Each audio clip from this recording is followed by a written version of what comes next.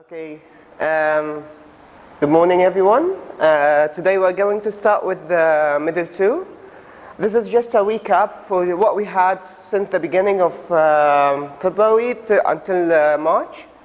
This is just to focus on a project that you're going to do on the project that the ministry is going to ask us to do. So let's get started. For Unit 10, what we had in this unit is all about your jobs and your working life. The focus that you are going to do is that you're going to read what information that you have in the reading part. From this part, you're going to focus on things that are related to doctors and nurses and their jobs, especially what we people do in the mobile health clinic. That's an important word that you need to know. You need to know information or words that are going to help you out when you're going to write this project. So, for example, here you've got words like a working life. You just need to be focused on the word get better or worse. You're going to focus on a word like in order to. When you're going to explain, you're going to say, for example, in order to pass. So just remember, it's going to be with the infinitive. So in order to pass, you have to study hard, for example. You need to know that L, it's equals to patient. This is the word that I told you about, mobile health clinic. You've got far away from. Examine a patient. You got the equipment, and as we said before, the equipment are a bit different from the tools. Equipment, we are talking about big machines like ventilators and such things like that. Just remember the difference between work for and work with. You work for a boss or you work for a company, but you work with a partner or your colleague or your classmate even. The past hour, to do and to have an operation. Just to do an operation like you are the surgeon, and to have an operation like you are the patient. And these are, just you got ambulance and you've got the work clinic anyway. With the grammar, guys, we've got the present perfect continuous, which is, we said before, it's quite the same as the present perfect, but the only difference between the present perfect and the present perfect continuous is the focus on the time, like here, for example, the present perfect continuous, we use it to talk about action that started in the past and continue until the present time, as the present perfect simple. So, I've been reading a new book, which is going to be the same like I've written a new book. But what's the difference here? It means that I'm still reading it and I haven't finished it yet. The second use that we're going to use the present perfect continuous is we're going to use it when we talk about a situation that happened in the past and I can see the effect on the person right now. Like for example here, it's been raining all day, so the garden is so wet. So I can see it in front of my eyes that the garden is so wet right now. And of course here you get the formation. It's going to be have or has. If negative, you're going to put not. And then the verb in the ing form or in the gerund form. And of course you know how to make a question form of it. That's a grammar exercise. So when you are at home, you're watching this, I would like to give you like about 5 to 10 minutes. You're going to try to answer these according to the rule that we had. And these are the answers. Of course, you're going to pause the video before the answers are displayed. Then you are going to answer anyway. In lesson 3 and 4, these are more words that you're going to focus on. You've got here to plan activities, which is the word that we are going to use with the verb, with the noun here. You've got mobile phones, an ancient site. You've got the archaeologist, the person, as we said before, the person who digs out things or stuff which were buried from ancient civilization or something like that. You just need to remember that the chemistry, it's the field or the subject itself, but the chemist is even the store or the person himself who works like the pharmacist. Remember, in the British language, we just call it a chemist.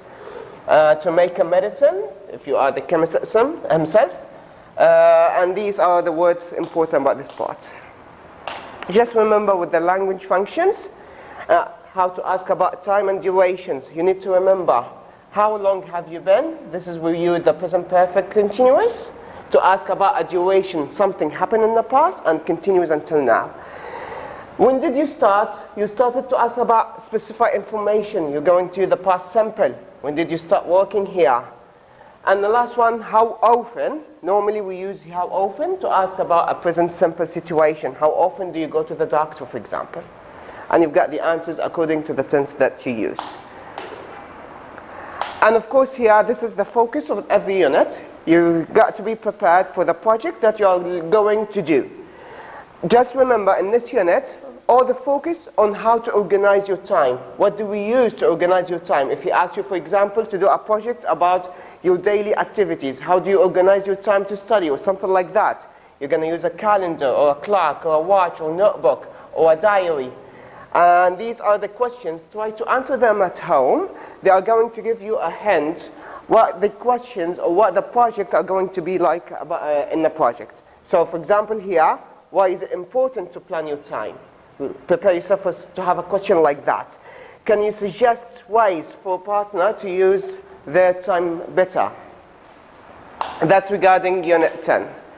Unit 11, guys, is how to do well in an exam or something like that. This is really important unit, just to tell you how you have to prepare yourself for an exam, the steps that you're going to need. So you've got to read and focus on that part.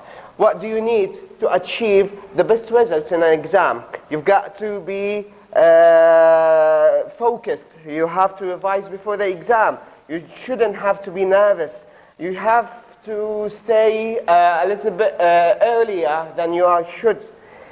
I invent rhymes to help me memorize things. So the word that you are going to focus on this part, these are the most important words. You've got to advise as a noun with the C. And of course you need to remember that advice with the C is the noun, advice with the S is the verb. You're going to use diagrams or charts if you're going to plan your lesson. You're going to know here, what else? The difference between remember and remind. You've got to remember something that happens actually with a situation that happens between you and yourself. But you remind, this is someone else, this is something from outside that is reminding you with something. Like here, someone with, to remind someone with something. So it's not coming from your brain, it's you just having an effect by somebody else. Of course here, stick in the verb like to paste, copy and paste. To make a rhyme, like when we have in the poetry, guys, you have a rhyme, like in the poems we have. To memorize, not to save. Because a lot of people don't know the difference. When you're studying, you memorize words. You don't save them. To make a revision and to do sports, make lists of words, for example. And these are the words that you're going to focus on. With the grammar, this is how to give advices using should or shouldn't, which is something that's quite easy. Remember, with should or shouldn't, you need to follow the verb in the infinitive form. Like you should have about 8 hours. You shouldn't watch. Even in the question, when should I start? You've got to be careful with these kind of forms when you're writing down your project. Just read it out. It's going to be easy. It's not going to be any difficult things about it. Again, this is a grammar exercise. Very simple. Give yourself about 5 minutes, pause, and try to answer. These are the answers here, once you pause. Language functions, this is how to congratulate people, which is something quite easy. That was really good, well done. It's, oh, that's great achievement, or great job, or congratulations, and so that's it. That's more words you're going to use. The same and the opposite are different. Spelling mistakes. You've got words here like wrongly, which is an adverb, guys. You need to just know it. And these are all the ones that you need to know. This is what about your project. Remember, you've got this in your book. Just an example of a project that you might have and the project that you're going to do. make a poster about a best way to revise English. Of course, he's not going to ask you to make a project like that, not a poster, but he's going to ask you to write something like that. So write notes about what you should do, how to stay healthy, how to help your memory, how to achieve the best results, these things like that. It's going to be out of your words, so you've got to be careful with these kind of things. You've got no model answers for these. Write notes about what you should or shouldn't do. Like when you revise an exam, or when you study for an exam, or during the exam. You've got to be more creative when you start writing things like that. Unit 12, hobbies and crafts. Of course, this is important because you're going to focus on words like how to collect stamps, to make models, to sew clothes, to take photos. These kind of hobbies that you do every day. So you've got to read what people here do as a kind of the hobby and try it with yourself. Try something like that about a hobby that you do every day. Like those people. My hobby is playing chess. I started taking photos and started to explain how did it start, what did you do after that, and so on. Words are going to help you out with this. You've got here hobbies that you do every day. How to make clothes. Remember with the verb that you're going to use. To collect stamps. Of course, you know the stamps that we used to put in letters or envelopes in the past. To sew clothes. Popular word. Something like decided to, like he decides to quit. Model planes. To make a model plane. You just need to know that. A tourist leaflet. Something like a brochure when you go to a place or to go to, for example, Luxor and Aswan. They give you a leaflet that is going to tell you what kind of places that you might visit in this place, what kind of activities that you can do. Sewing machines, to sail across, which is to go from point A to point B, using or a boat or something like that. Mount is a short for mountain, and plough here. This is to plough, which is the tool that farmers use to dig out the farm before they start planting it. Just remember with this one.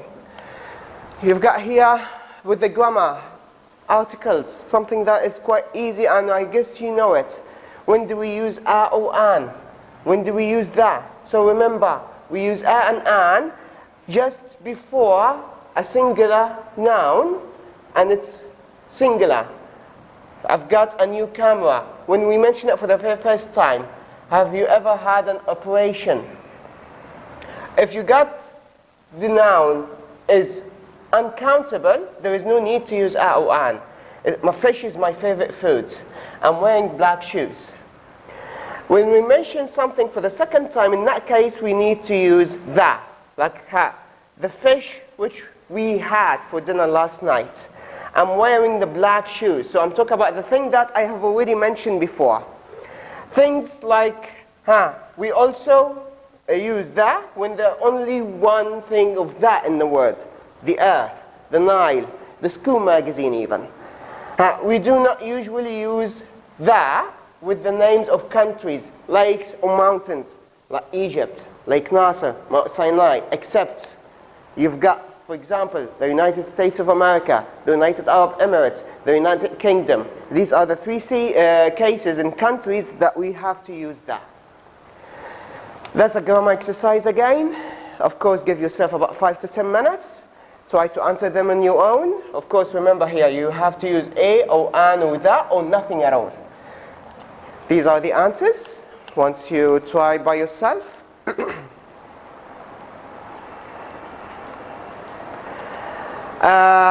These are more words that you're going to use.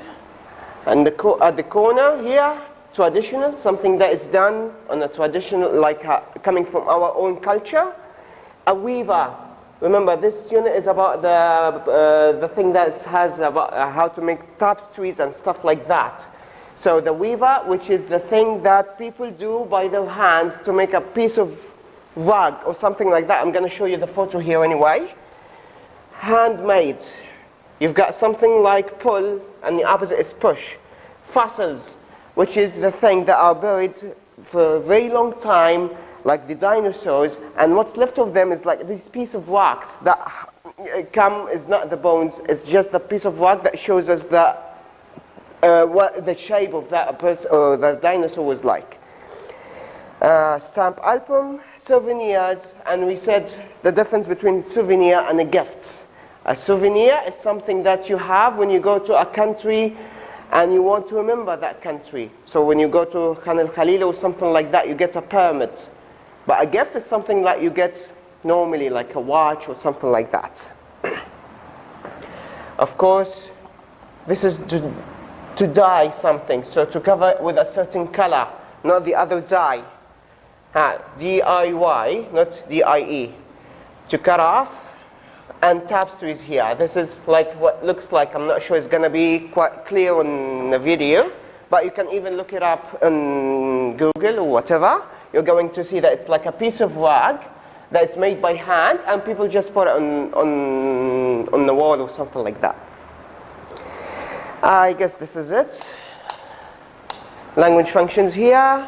How to describe a process using here first, after that, then, next step, finally. When you're giving a process of how to describe things, remember you're going to use that when you describe your project. How do you do that activity? First, you do this. After that, then the next step, finally. And you describe it, and don't forget using the comma after these. You've got first, after that, and finally. Project. Just be prepared. I'm thinking it's going to be about something that the Wisa Wasif Arts Center. So it's going to be about something that is related to that art center. So just try to read it out. It's going to give you some information about here. Do you think machines can make crafts better than human hands? So you've got to be careful with these kind of questions. So you've got to have some information about that center. Do you think we need traditional crafts if machines can make them? Why it's important for some people to learn traditional crafts. So prepare yourself for these kind of questions. Here just a writing skill that you need to know. The difference between so, because, and although. Remember, so to give a result. It's very hot today, so I'm going to stay at home. Or you can use because. I'm going to stay at home because it's very hot today. With using although, it's a little bit different. So we use the linking word although to give a contrasting idea or a view. Like, I like making my own clothes, although sewing takes long time. So that idea is actually against that idea. It's, even though it's quite hard, but you still do it. Such a situation.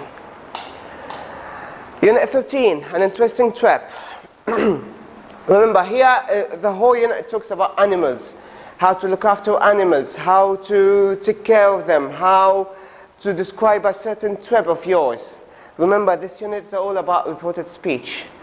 So you've got to be careful. We explained that in the high level, guys. You know what steps that you are going to use. Just these are the most important words that you're going to use here. You need to know the difference between learn and teach. To learn, this is for students. You guys, you learn. But we as teachers, we teach you something. The animal clinic, like when you have a sick pet or something. The difference between trip and journey. A trip is normally a short one, but a journey normally is a long one. Covered in the vets, the doctor who treats the sick animals. A buffalo, you know what the buffalo is? Remember, desert with one S. Sand dunes. So when you go to the desert, you find these kind of big hills of sand. We call it sand dunes. A scenery, which is a view of something. Sound like or seem like, it depends on what you're going to use, and a waterfall. Reported speech. Quick review here. Just read that part, but I'll make it easier for you guys. So, for example, let's take it here. He said, it's raining. Just as I told you before, follow the steps. We wrote some steps that could help us to tackle any example or any sentence that is direct. So just remember, guys, the first thing you're going to start with either said or told plus the pronoun. Like what, for example? He said, if it's going to be quite clear for everyone, or he told if it's directed to a certain person. He told me, she told him, and so on. And remember, after told, it's going to be the person's name or its pronoun. Remove any quotation marks and commas. So any quotation marks, or he said, you remove the comma and the quotation marks. Put that, the word that, but it's quite optional. Some people use it, some people don't use it. So, change your subject and pronouns according to the person speaking. That's an important step.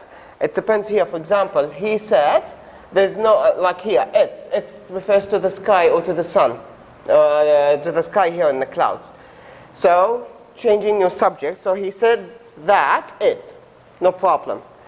Change your tense of the direct sentence into its past. Very simple. So, what tense we had here? Present continuous. So, present continuous is going to be past continuous. Just as easy as that. He said that it was raining. Here, guys, are the most important time changes. So, present simple, past simple. Present continuous, past continuous. Present perfect, past perfect. Past simple, past perfect. Will, would, can, could, must and have to, they're going to be the same, had to, may and might. And remember the time changes here. Today, that day, tomorrow, the following day, the previous day, and so on. Just these are the most important ones that you're going to use. This is an exercise. Of course, you pause the video, try to answer these. Then these are your answers.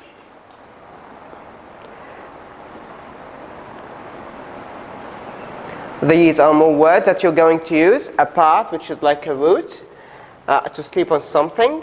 A tent, you just need to know that it comes with the phrasal verbs to set up a tent. Soft, of course you know the paths. Frightened of, afraid of, scared of. So normally any word that describes any fear, we use it with the word of what. Dry and wet. Rug, which is something like a carpet but less quality. Straw, which is like the hay itself. Mud, explorer, century, and forest.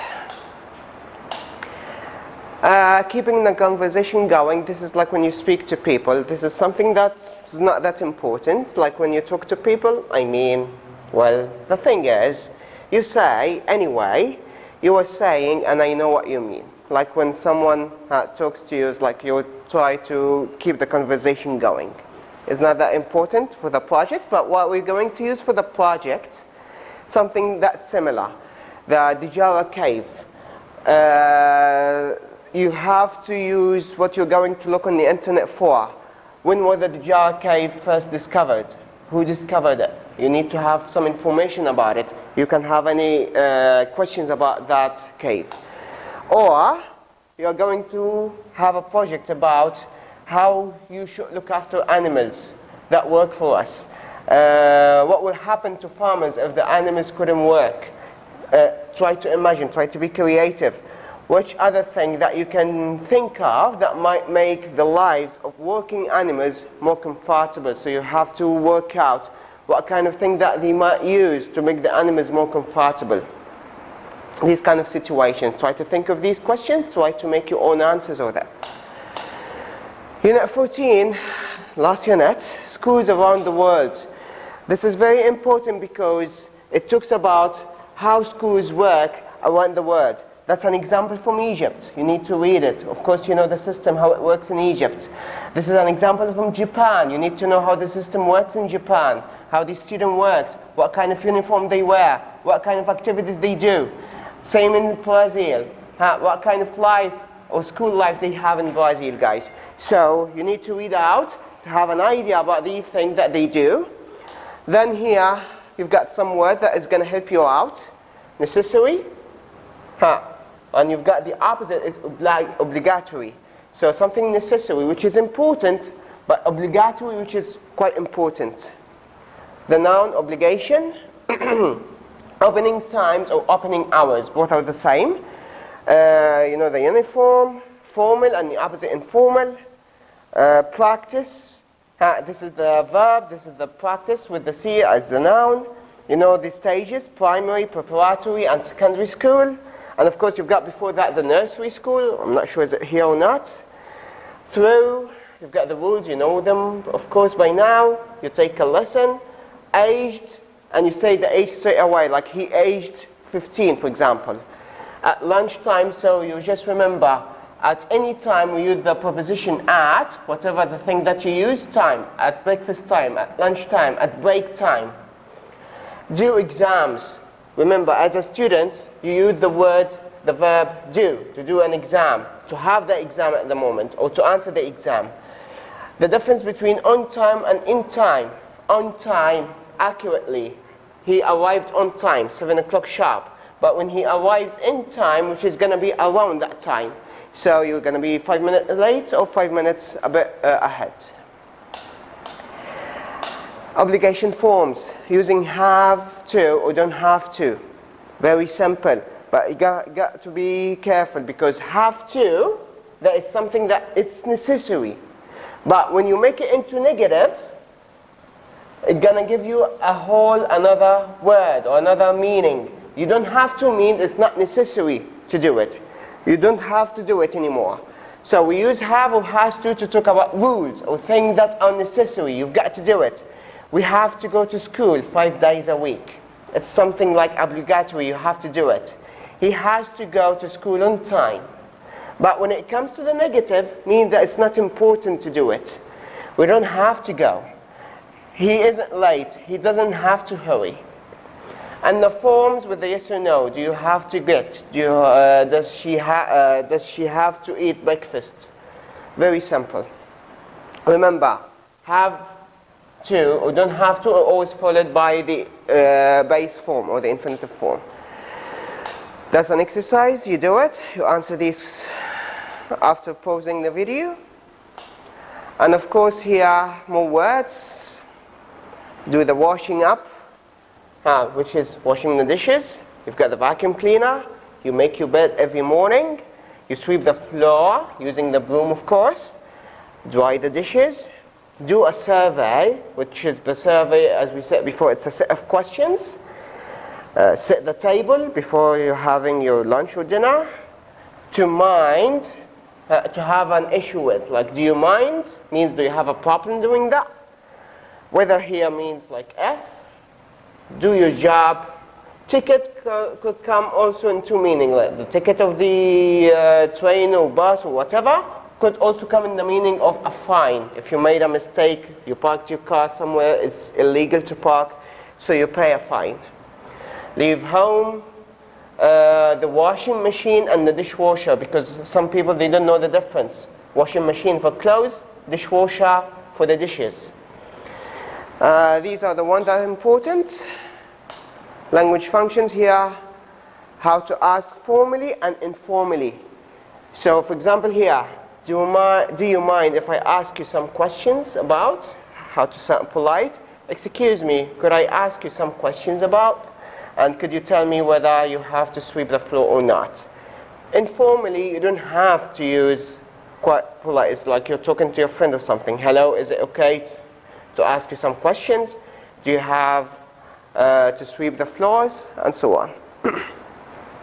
And the project here, the last thing that we're going to do for today, how to make a survey. We're not going to focus on how to ask a survey, but you're going to focus on how to write about a survey that you've made. I asked 5 students in my classroom about certain question, how to write their answers. 3 students have to walk to school. They have to leave home early. They don't live very near, so they have to do this and that. So you just need to know how to write a survey. Remember, you might have a project like that, a survey that you're going to imagine that you've made a survey about a certain situation, and what are the students' answers about. And that's it. Thank you.